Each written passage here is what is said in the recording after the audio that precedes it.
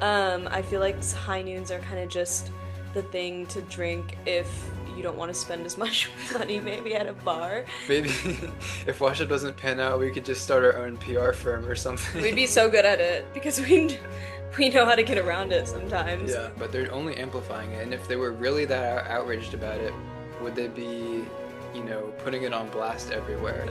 Colin, I think it's placebo. Like pour it out. Like look at what color it is. There's a non-zero chance that like a family member of someone who died on that plane watches this. Saw somebody analyzing it, being like, "Oh, Sydney Sweeney's trying to do as much as possible right now to stay in the limelight and like maybe not a good light." Listeners of the show will know.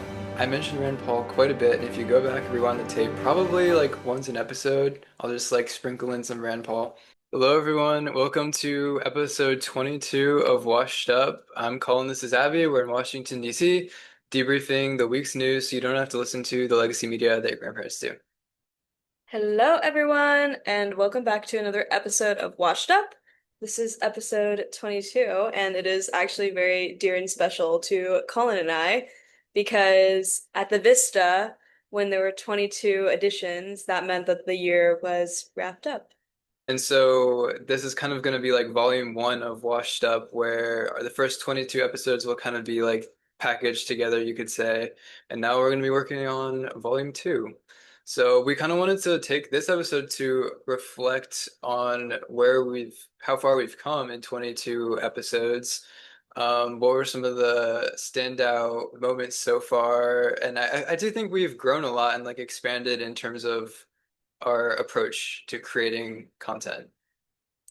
Definitely behind the scenes, Colin and I used to do a working doc type thing on Google Docs with like our joint washed up Google Docs, and we would basically prep the week with these stories and start working on this doc like earlier in the week probably and taking notes, and it was some I think our most informative one, or the busiest one, was probably like around 3 pages long.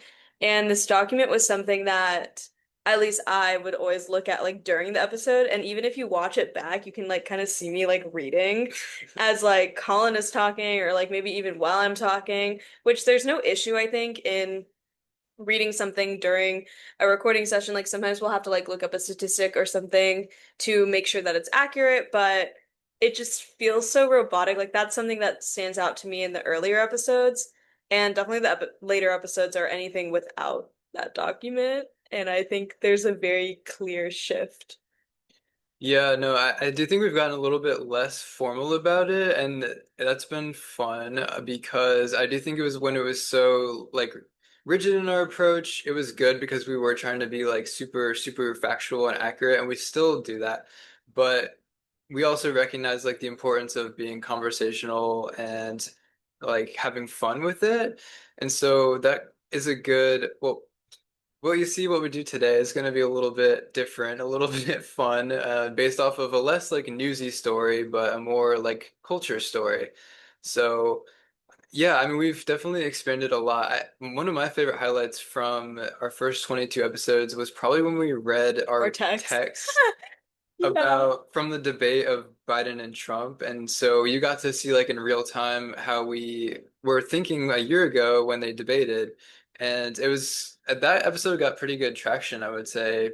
People enjoyed it because it was very topical with like a book that had released around the same time as our episode. So I'm looking forward to doing more like experimental stuff like that. Like today's Like episode. today. I remember two of our friends texted me about the episode, being like, "LOL, I actually laughed out loud during this episode." Maybe it's just because you knew us, but also I hope that any type of traction or new viewers that that episode brought, that it was a little bit of a laugh.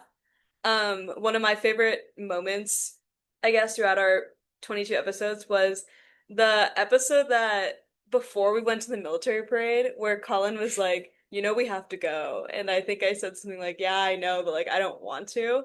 And then the next episode was the military parade, and it was surprisingly better than we thought. And it was in person, and you edited that one, and it was definitely our best edited video, or our best edited video podcast. And it was definitely because of all the content that we captured there, and just us being able to recount our own personal experiences being there physically as well. I think that was top-notch episode.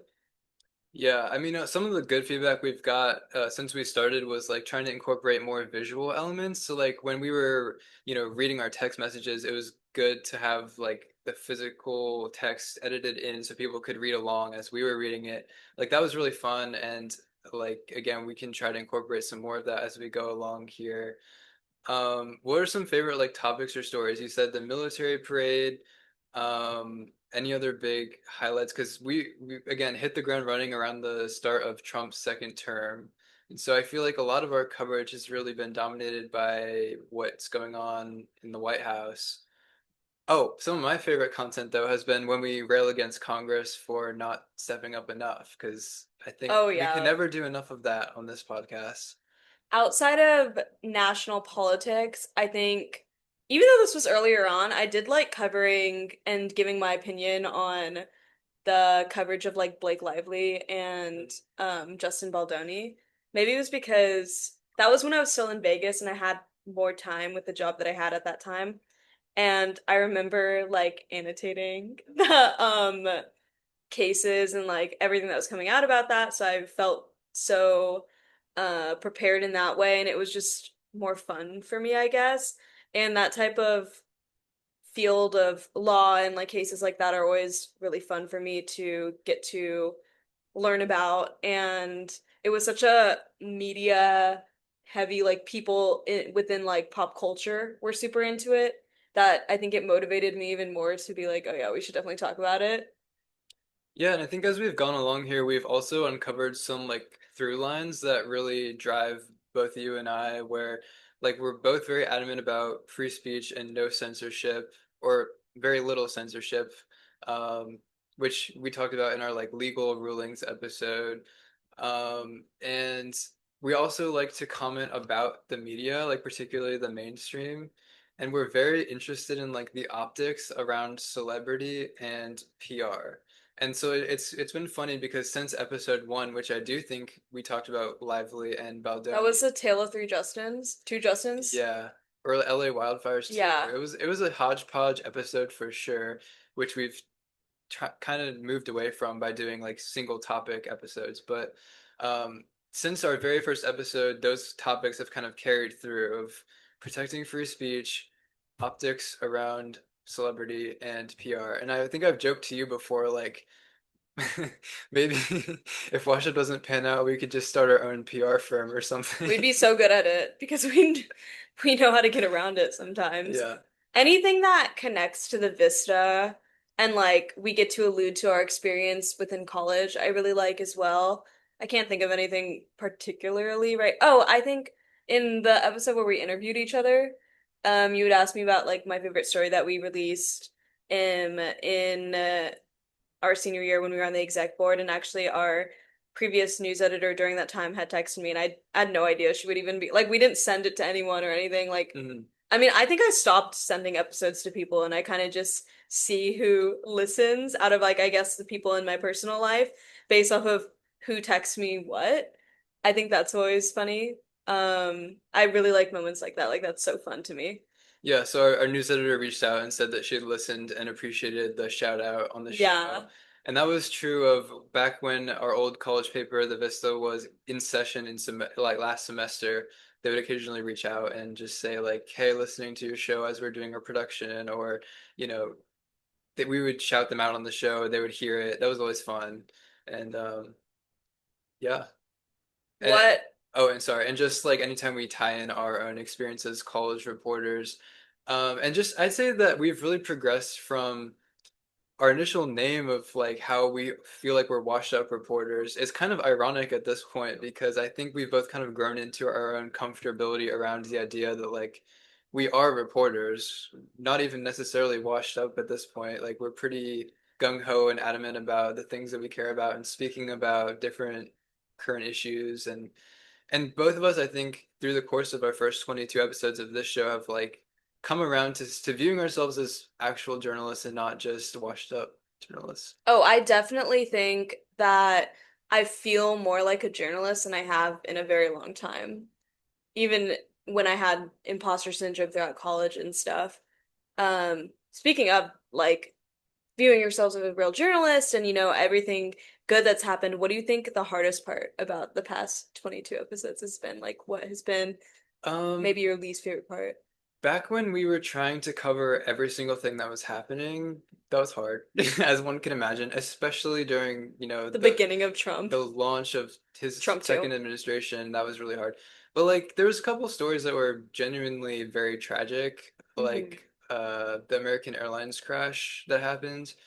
And that one really did get to me. That they're just starting to kind of parse out what might have happened on that night, but I just remember when it happened so vividly. And I think I had texted you something like the very next day when they were literally like had cranes pulling the plane Hmm. out, Oh pulling yeah, the because you bodies were out of here. the river. It was very, very tragic. So we talked about that on Washed Up, and we talked about what might have gone wrong, and did it have something to do with like the air traffic control? Was it the military helicopter or the airline pilot?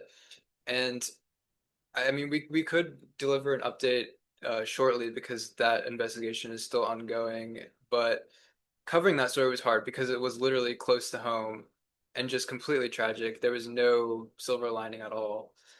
And that was probably one of the more difficult moments we've had on Washed Up so far, I would say. Any story that hits quote like close to home is really hard to cover in general and to talk about it out loud versus writing. When we were in the Vista, like everything was written and it was always edited by multiple eyes and fact checked and made sure to be the best that it could be based off of the collegiate journalists that we worked with. And I think the hardest part for me is doing stories that might need more sensitivity in that way, but also in general, that concept of not having multiple eyes on something, being like, oh, maybe you should have worded it this way, maybe you should have worded it that way, and the fact that I've always thought that I was much more eloquent on paper than I've ever been in real life or talking. Like, I think that I believe that I've gotten a little better at it, hopefully, but I think that was actually an insecurity that I brought up earlier in the podcast, like probably within the first like 5 episodes when we were talking about like, I remember in the first couple of episodes, you and I, right after we would film, we would like text each other and be like, "Did that make sense? Like, was that like, did that conversation like flow? Like, it felt like it flowed." And then we started slowly, like, more and more after the episodes, we'd be like, "That felt really good. Like, that was a good when we talked about this or that. Like, that was a good highlight." And then now I feel like we're very comfortable with it to the point where like, we don't really say like, did that flow bad? Or like, after the episode wraps up, we're like, "Well, time to go home," or like. yeah. And you don't really think about it until editing or anything like that. But yeah, to your point about the difference between like print and speaking extemporaneously, it is very different, and we have grown a lot, I think, in being comfortable with doing that. But I remember like, going back again to that story about the airline crash. Like I made a reel about it from content we produced for YouTube, Hmm. and I remember editing that reel and thinking like, there's a good, there's a non-zero chance that like a family member of someone who died on that plane watches this because it was going up publicly on Instagram. We generally get like a couple hundred views, sometimes now even a couple thousand views per reel that we post. And I was like, the world is small, people know each other. This could reach someone who knew someone who knew someone or just knew someone directly from the crash. And I remember like that has kind of informed how I try to do this coverage because posting on YouTube is so public. Try to think about the impact that the things that we say could have on a very general audience versus when we were writing for a college paper, it was more geared toward just a student Hmm. audience. So that's been a kind of shift in mentality, but I think a, a good shift that makes us better journalists to try to think about like who might be watching this and how does that shape how we deliver the story. Not that we necessarily change how we deliver our stories, but you know, just being as empathetic as possible whenever possible. And it's much harder, I think, over audio and video form to appear empathetic and understanding versus over writing because, like I was saying earlier, like the eloquency of your words on paper can be edited and crossed out so many times. And I mean, I guess we could very much go frame by frame and be like, oh, we need to take out that like or that kinda, but we don't do that. I don't think we will because Too much that would time. be way too much time and also Too many kind of likes and too many. inorganic too. But there's definitely been podcasts that I've critiqued for sounding very robotic or very unempathetic or ununderstanding of certain situations. I actually think it was one of the plane crash Oh stories that yeah. the Daily had covered. Yeah. I think I'm forgetting. the Daily had covered that crash, and I remember we were texting back and forth about like, do you feel like the tone in this is a little impersonal? And we tried to bring that up at the time, and again, being in DC, the feeling around that crash was very different than like, let's say they were recording it in New York and they were more removed from the situation. And I think being in DC now that we're both here, especially, we're able to really like deliver the news from a DC point of view, in a way that actually like changes how we're able to explain things to people. I totally agree with that. It's so much better to record in person too. I mean, we've said it time and time again, but it feels so much more natural to have you right next to me and like talking to me and like interruptions on Zoom sounded way more awkward than interruptions like when we talk in real life. Like it's always much better to record in person. Okay, I think we can probably move to our little fun thing that we're doing today, unless you have any other thoughts. No, But I think that was a good wrap up of our first volume. yeah, I'm here's to excited. volume Volume two. two. Maybe we'll start to incorporate new segments into volume two Oh, if we have the bandwidth speaking to. of, what have some Bury the Lead segments stood out to you in this past 22 episodes? Because Oh yeah. we launched that segment in like episode 10, but as everyone knows, we like to do a little 5 minute spiel. Each of us has 2.5 minutes to cover our favorite topic. Any Bury the Lead My stand out? favorite bury the lead that this is gonna sound so silly. My favorite bury the lead that has ever been done is the one where you talk about the health of cold showers. Um, I I always end my shower cold anyway, but I think about that nearly every day since you have said that bury the lead, and I don't think I've told you that, but I do think about that bury the lead often and has really been incorporated into my everyday life. Yeah, that was funny because I remember I think your Bury the Lead that corresponded to that was about how you should have faith in things outside of yourself. And then we ended up on the tail end of that episode, like going into a just very conversational talk about like different health topics. And one of the things we talked about was Celsius and how Celsius This is as a great transition. a health thing, it has a lot of caffeine, but we really enjoy it. And also, if I could cut it out, I would, but also I drink enough of it that they should basically sponsor us at this point. And that is true of today's topic, which is the mix-up between high noons and Celsiuses, which happened this past week. So what did you hear about that story? I think that the first time I saw that story was as a joke on social media, and it was somebody like in an office with holding a Celsius, and the caption was something like, "Me when I get one of the Celsiuses that should have been recalled" or something, and the creator within this TikTok was pretending to act drunk or something like that. And all the comments were like, "Dear God, I'm begging this to be me," or something like that. And I was so confused. So I looked up like Celsius high noon mix up, and that's when I found out that some Celsiuses have been mislabeled and instead are high noons. So it's we tried to kind of track down like where in the manufacturing process did things go awry that Celsius that High Noons got packaged as Celsius's. It totally was a meme. It was blowing up like tail end of last week. And I was also seeing like memes about it before I even really knew what the story was.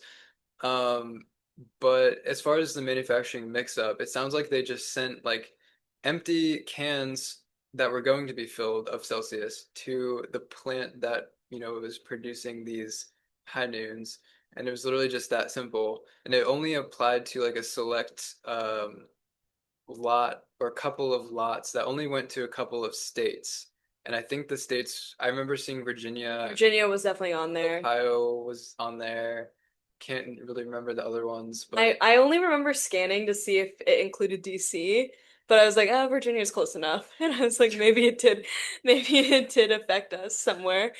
yeah, and as far as like finding out what had actually happened, people online, like you said, were talking about, making jokes about like, what if I'm actually drunk and I don't even know, or like, what if I get a DUI or something. It was kind of like low tier humor in my opinion, but potentially a valid question. The question that it really raised, in my opinion, was if you were drinking a Celsius that was actually a high noon, would you know?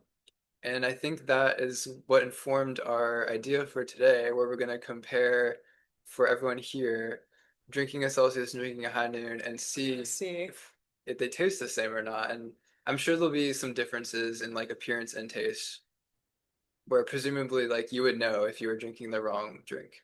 Yeah, I looked up the what high noons and Celsiuses are supposed to look like, and Celsius, I mean, I've poured out Celsiuses before to like put in a cup and put ice over it and stuff like that. Because they're just in my pantry right now, so I usually drink them over ice, and they're very vibrant colors versus Cels or high noons are more clear, maybe like a slight tint of color depending on the flavor. The flavor that we have today is pineapple. So I'm not sure what color that is, but like this is supposed to be like a bright purple pink, I'm pretty sure. Like I've definitely had this flavor enough to know that. Okay, so I think the way we're gonna go about this is maybe Abby, you can start with the Celsius, and I'll start with the high noon, and then you'll go to high noon, I'll go to Celsius, and we'll see if we can taste any similarities. Okay. It's Yeah, so this is purple. a high This noon. is most Very definitely a clear, Celsius. very, very clear. Cheers. Neither of us had to like really buy things for this. We'll leave that up to Yeah, I had, Shin. You're just like, let's do it. like I said, we've always had a stash of Celsius on hand here at Washed Up, and they should consider sponsoring us if this doesn't burn our bridge with them. Anyway, Okay. Shall we cheers? Yes, that is definitely a Celsius. yeah. I mean, the flavor of a high noon is a little less intense than a Celsius for sure.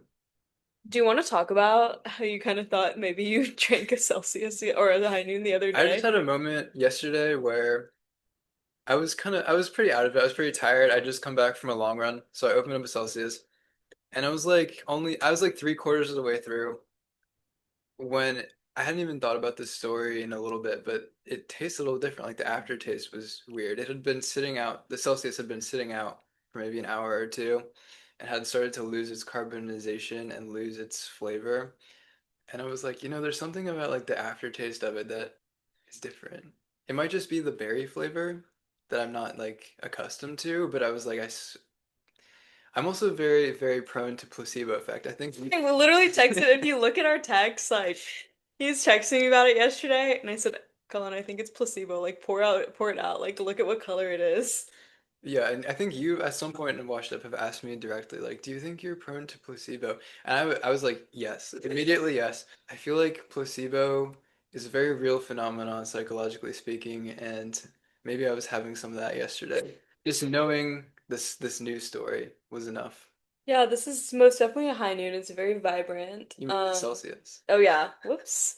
A Celsius and Is that the high noon again too? yep, probably.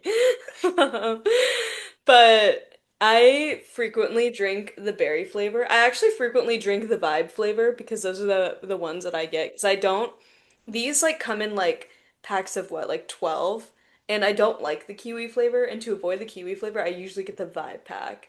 And one of the vibe flavors was one of the ones that got recalled. So, um, Okay, so I think the main flavor where the switch up happened was called like Astro Vibe or something. It was a yeah, very it's like distinct, blue. yeah, a very distinct can that has been now making the rounds on social media as everyone is joking about this story. Yeah, they were like, all the memes were like, we're going straight to the store to like go find a blue raz, whatever vibe. Okay, so now I Okay. think I'll try the Celsius and you try the high noon. and then we'll give our thoughts on whether they compare at all. Like I said, immediately having the high noon as a regular Celsius drinker, it tasted nothing alike. Oh, that's really fizzy. But they are both like pretty darn Yeah, they're carbonated, super carbonated. and at room Okay. temperature, like I could see where the confusion might happen. And that is most definitely not a Celsius. I mean, the Celsius is definitely sweeter for sure. That again could just be the berry flavor, but I think you would know. Yeah, you would definitely know. I think I never was a fan of high noons that much because I think it tastes like watered down, um, like sparkling water, and I don't really like sparkling water. I feel like high noons are kind of just the thing to drink if you don't want to spend as much money maybe at a bar. But I can't see myself even taking a sip of a high noon out of a Celsius can, like at work or like wherever, and thinking to myself, like, yeah, this is most definitely Celsius. Especially because I drink Celsius so frequently now. I've heard it's very popular. I mean, we were doing a research reading an NPR article, which by the way, RIP NPR, but we were reading an NPR article about this mix-up, and they were saying like this is a very popular drink on Capitol Hill. You can imagine, Celsius, yeah, and in DC in general, you can imagine why, because people here are very, up late and very. to say the least. I'd say they're more of like a high-strung people here in DC. Just a little bit. Maybe I'm just projecting. But yeah, I would say it's safe to say I'm definitely an addict of Celsius. It's safe to say that I feel like you would definitely be able to tell. Yeah. Although maybe I'm harping on this too much. When it's at room temperature, it is harder to tell the difference. I mean, they were pretty, vocal about the fact that the switch up occurred, so it's hard to imagine that too many people got duped. But, but it's possible. And again, the like the number of the lot that got packaged improperly was released. It was a very select batch that got mislabeled. So hopefully it doesn't affect anyone. Yeah. Or hopefully it does, depending on who you are. If it does, let us know. We'll get your story out there. Okay. Next topic then. We can talk a little bit about the tariffs that are landing. I went to an event last week actually where I work, and Rand Paul was there, Tim Kaine was there, and they were both talking about their different views about tariffs. And actually, they aligned quite a bit, even though, Rand Paul is a Republican, Tim Kaine's a Democrat. They kind of came to a consensus that the way that tariffs impact certain industries, like especially, weirdly enough, wine and bourbon, Hmm. which are both big in Virginia and Kentucky, um, basically because we export so much of those products, the Europeans in particular like to like jack up the tariffs on those products as a retaliation for other products that we might trade, that both sides are trading with one another. So they talked about, the retaliatory effect of tariffs, how it's really a tax on the consumer, the people who buy products, um, more so than we think it's going to be a mechanism to get better trade deals, but really the people who bear the brunt of it are the small businesses and the consumers. So yeah, I mean, I know we've talked about tariffs before. It's a little bit of a dense topic, but it is coming back around now as the Liberation Day tariffs are making a Making its return. way. So, do you have any differing opinions about tariffs since the last time we talked about it, since going to this talk? Not really. I mean, they kind of reaffirmed what we've already said about it. Again, the tax on the consumer thing. Um, and it didn't really change my opinion on it. So recently, the tariffs have been moving through the courts. It got unanimously struck down by a trade court, but then Trump appealed that decision. So now it's making its way through an appeals court, and it's probably going to make its way up to the Supreme Court before all is said and done. They'll have to make a ruling about who has the power to levy tariffs, because Hmm. it's supposed to be Congress's authority, like the power to declare war. And instead, Trump has kind of assumed that responsibility under the guise of emergency powers. Oh, right. Which I know that's something that you felt pretty strongly about, like using emergency powers as a guise for policy choices. Yeah, I'm very much against that. I think it is a clear power trip that, Trump is very typical of Trump to do, especially in his second admin. I always think back to his first admin, and maybe it was because we were younger, but this is definitely more more bite than bark. I think that Trump certainly now has less Fs to give. So He's like, like, "It's my second term, like who cares? yes. I'll never be back again No, unless." like literally, I think he's clearly been trying anything and everything, and had a lot of various impacts because of that. And these tariffs are just another example of that. Kind of similar to what we saw with the war when he got us involved in a Hmm. conflict with Iran and then quickly ended that war without ever consulting Congress at all. So I think people who are more libertarian minded who see that what he's doing with these tariffs are unilateral in a way that is pretty, in my view, unconstitutional. The same could be said of his use of war power and his not caring what the court. He just assumes that he's going to get sued over. It's going to make its way up to the courts, and that's kind of his MO recently. I guess we'll have to see what happens when it gets kicked back up to the court, to Supreme Court. Yeah, and they've been. Have you been following any more of their rulings? I think they just wrapped up their session at the end of.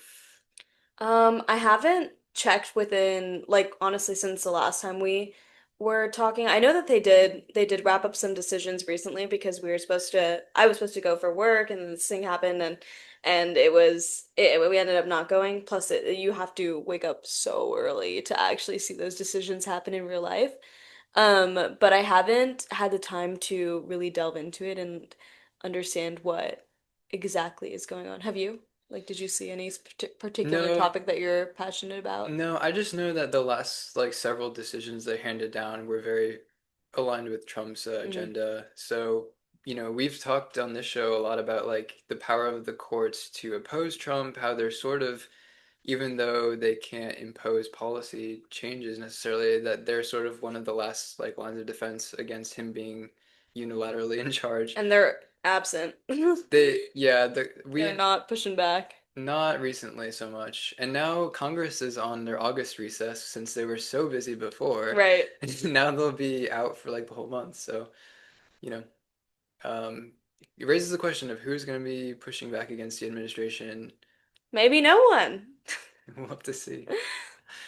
But I guess one other thing from the event that I attended about the tariffs, I would have, so I kind of had the chance at the end where I could either meet Rand Paul or not, and he was, walking out, and I was standing in the lobby, and there was sort of this moment of like, like, should I go say something to him? Because listeners of the show will know I mentioned Rand Paul quite a bit, and if you go back and rewind the tape, probably like once an episode, I'll just like sprinkle in some Rand Paul, because he's probably like the one and only politician that I actually respect at like a very high level. Like I think that he's been vocal on issues regardless of partisanship, he'll say what he says with conviction and not back down. He'll ask the questions that I think a lot of people actually care about. Like when it came to COVID, he was Hmm. very vocal, pushing back against Dr. Fauci, grilling him. Plus, Rand Paul is a doctor himself. So I have a lot of respect for him. But I ended up not saying hi. And so it raised a conversation between the two of us of like treating politicians as if they're celebrities and how we feel about that, I guess. Even with celebrities in general and public figures, I feel so weird and awkward about treating them anything other than humans, like normal people. Especially, I mean, it's a little bit better at an event, I think. Like he was there at that event, appearing as a public person. Like I don't really think it would be a weird thing to ask for a photo of him at that event where he's presenting himself and he knows that there's a possibility of people asking for photos. He probably would say yes. Like, were other people taking photos with him? Oh yeah, yeah. And he was probably like 10 feet away from me. We were having like these like, you know, like circles people would congregate and just be talking and shooting the shit and stuff. And I had it in the back of my mind like like this is so easy. I could just go over like shake his hand and say, "Hey, like really appreciate all the great work that you do on this and that." And I genuinely probably could go on and on about the things I appreciated about his work. But like you said, it felt kind of unnatural for like any other random person who I've never interacted with before. I would have a hard time being like, "Hey, can I get a picture with you?" So why would we treat celebrities, much less politicians, any differently? Mm-hmm. And I think with I media, we're so trained to like separate, like the politician and the media like cannot have that I guess like cozy relationship, but at the same time, living in DC for as long as I have and as long as you have, we see very much literally such in the last episode I was talking about the yes, back channeling between the media and the people who say that they're on opposite sides of the spectrum and they just all hang out anyway. right. Um, but I do think it's a little, I guess, on the taboo side to outwardly present that. Um, I But don't like know. those relationships are very cozy between media and Oh, politicians for definitely. sure. And a lot of the stories that could get covered might not even make it out of the mainstream because they don't want to burn their bridge with someone. So even if they know like the juiciest scandal about a politician who they have good sources on, it might not even get published at the end of the day because that would burn the bridge forever between that media outlet and that politician. So that's why we keep harping on like, what's the value of washed up? Well, we can report on stuff without the fear of burning bridges with Because we need no politicians. bridges. Even though, even though I would have loved to get a photo with Rand Paul, and in the back of my mind I was thinking like, do it for washed up, do it for washed up. I think actually maybe the You approach we've did do it taken for Washed Up by not taking the in a way, or photo. I chickened out. That it was also just like very, like it's anxiety inducing when someone in a position of power who you do have a great amount of respect for in this case is right there. Like it was a bit of a like when we went to see the army parade, we saw Trump and it was kind of a jarring experience. Maybe not because we respect him so much, but Oh yeah. because he's just like a very Yeah. powerful figure. Figure. And Yeah. he seems like fake to me. Like seeing it in person, especially because we've been commenting on all his moves. I mean, since the beginning of this year, since the beginning of Trump too. And I think the parade was like right after we were like especially not happy with some decisions. And it was more of a jarring experience again, not because of respect, but because it was like, holy shit, like this man who is doing all of this and has so much power is like standing like less than 200 feet away from us. When we started Washed Up, would you believe it if we had gone back and No, said, you're gonna see Donald Trump as part of this show and like cover it? def 1000% no. I like didn't even know I would be in DC back then. If you even told me we were making in-person episodes, I would have been like, holy shit, really? Like, what do you mean? Like, what am I doing there? Um, But going back onto the fact that you went to the event and you were nervous about taking a photo, I totally think that in a space like that, it would have been completely valid to take that photo, though. I'll like stand by that. Like, I think it's so completely different when you run into people on the street. Like, I think that everyone deserves their privacy. Um, Even the people who have like a lot of fans or a lot of like people don't like them that much, if they're just like walking on the side of the road, and I mean like not that many high level celebrities and politicians can do this without maybe bodyguards or security guards, but if they're just going out and about in their life, I think the least that we can do as human beings is not bother them for a photo. But in Go, that scenario, I do think it would yeah. have been valid and not weird if you did ask No, him. I agree. But I was gonna say the only other like politician I've seen out and about, I remember I texted you about this. I'm convinced, like 95% sure that I saw Carrie Lake one day out and about in I DC. remember that. And this was like right when like Voices of America was coming to an end, and I was jogging and this person who I think was Carrie Lake was walking this way. We like literally crossed paths, and when we got like 5 feet away and I was jogging past, we like locked eyes. And I was like, oh my God, like I think that's her. And her expression back to me mirrored that she was clocking that I was clocking that it was Clear Lake. Like that's I have no confirmation. It was literally just like a brief 2 second passing, but her It reaction was to just my the feeling. reaction confirmed it to me that I was like, that's Carrie Lake. And it was again right when Voices of America was coming to an end. And so maybe I was primed to see Carrie Lake where there was no Carrie Lake. Or maybe she was here in DC Placebo because, effect again. yeah, exactly. Or maybe she was here in DC because they were wrapping up some business. Yeah, that would make sense. But I think I'm glad that you went to the event and for the betterment of Washed Up and not because you chickened out, did not get a photo with any politician because Right. we as our old advisor used to say that we are not PR. We don't do anyone's we don't sell anyone's business on here. We don't fluff for anyone. Exactly. On the other side of public figures being celebrities, Sydney Sweeney has been in the news a lot recently and all over social media because of an American Eagle jean ad campaign.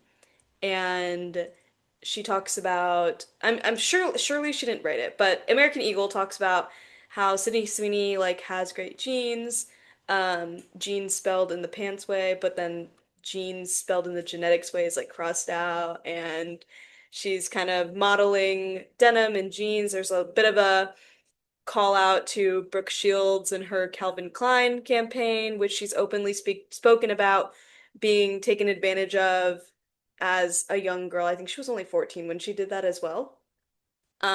Anyways, thoughts. Have you seen it? Do you have any strong opinions? I did see it. I don't really know from I was looking at it again from a PR perspective, which is how you and I tend to break these things down. Yeah. Definitely, I can see why the backlash, but also I think people were kind of blowing it out of proportion. Um, and anytime that there is like a controversy like this, a part of me wonders like, did the brand actually want this to blow up in this way? By being controversial, obviously they're garnering more attention, and so, you know, I think the biggest person to lose out in this situation is Sydney Sydney Sweeney Sweeney. because she, She's been like you losing said, out recently though. like she didn't write the copy. She didn't come up probably with the concept of this ad campaign. And so really the person who kind of got caught in it is Sydney Sweeney. Um, and American Eagle, to what extent like they expected this to blow up and become controversial is, we'll never really know for It kind sure. of reminds me of that Kendall Jenner campaign. Do you know what I'm talking about? The one with maybe it was Diet Pepsi, something like that. Pepsi, where there was a uh, make-believe protest of all different people, all this Yeah. stuff, and there are these police people, and Yeah. then Kendall Jenner walks in with the Pepsi and she gives it to them, and all of a sudden world peace happens, and everyone was losing their mind over this over social media. And she Was this ad campaign from 2020 or it before? was definitely before. It Okay. was when we were younger. Like I don't Okay, think we okay. could vote yet. Like I think it because I remember like yeah, I think it was in 2016, 2017 maybe. I might be completely wrong. So, Either way, very it like was pre-2020 though, but it was still people were so angry about it. Um, for good reason. I could see like why they people were angry about it. And that kind of reminds me of being like, oh, did they want it to be controversial? And like Kendall Jenner's on a reality TV show and she was talking about like I think one of the episodes that came out a year later was like her crying about this campaign being like these people don't understand that I'm human and that I didn't know like I wouldn't have done this if I knew that I would be torn apart online for it and stuff like that. Um and she had to like release a statement about like police brutality or something like that. yeah, I mean, anytime there's like a controversy like this, I always find it fascinating who gets very, very, very outraged, and then I try to dissect that. Hmm. There's a story that's coming to mind, going back to Miley Cyrus when she was like twerking at the VMAs or Oh my something. God. This is way, way, way back, and people were like absolutely So scandalized. scandalized, which is so funny because Scandalized. when you look at it now, it's like in Tame. 2025, like it's so PG-13. Yeah, literally. And so I remember I was watching Fox News back at the time. I don't know, I was probably like 11 years old, but I watched a lot of Fox News back then. And I remember it was just on the TV, and I remember feeling mildly scandalized myself as an 11-year-old because I only knew Miley Cyrus from like Hannah Montana. Hannah Montana. So I was like trying to think, what do I think about all this? And my grandpa was there, and he like very wisely was like, "Do you see how on Fox News like they're acting really outraged about it, but how many times have they played that same clip of her doing that dance, like the twerking?" I was like, this is like words of wisdom from my grandpa. Like he knew back then. He was like, yeah, like the way that the media gins up these scandals by repeating it over and over again, but they're only amplifying it. And if they were really that outraged about it, would they be, putting it on blast everywhere? I tend to think not. Um, and that's really, I think it's hallmark of the legacy media to really feign outrage about things in order to, maintain some kind of relevancy themselves or draw in people for the wrong reasons. I agree with that completely. It's so funny when people are upset about things and like you said, they play it over and over and over again. Sydney Sweeney has been in like some hot water recently, I think.